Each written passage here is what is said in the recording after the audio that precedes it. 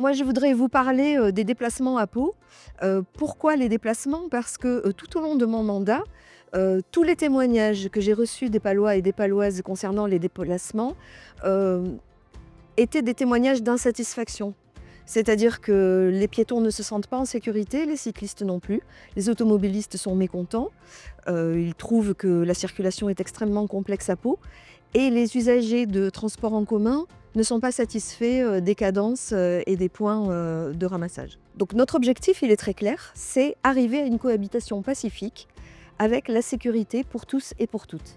Nous pensons qu'il est extrêmement important que les enfants puissent vivre normalement dans cette ville. On peut constater qu'on ne voit ni enfants à pied seuls, ni enfants à vélo et évidemment le problème essentiel est un problème de sécurité. Donc nous avons l'ambition de créer des chemins, heu, qui puissent permettre à ces enfants d'aller, de leur domicile à l'école en toute sécurité, que ce soit à vélo ou à pied et que ces chemins-là soient loin de la circulation automobile.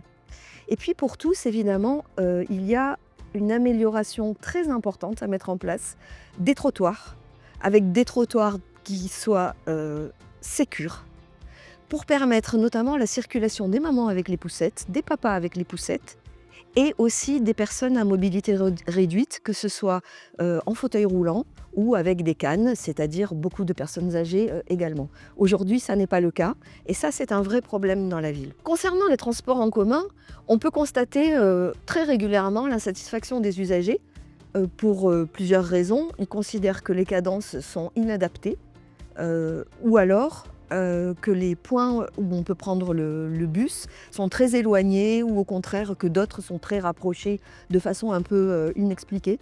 Donc nous voulons vraiment travailler sur les transports en commun. Donc une de nos mesures, c'est d'aller vers la gratuité progressive et dès le début du mandat, la gratuité pour les plus fragiles, notamment les scolaires, les étudiants, les personnes en situation de handicap et les demandeurs d'emploi. Par ailleurs, nous souhaitons revoir la cadence des passages, notamment dans certains quartiers où elle est insuffisante.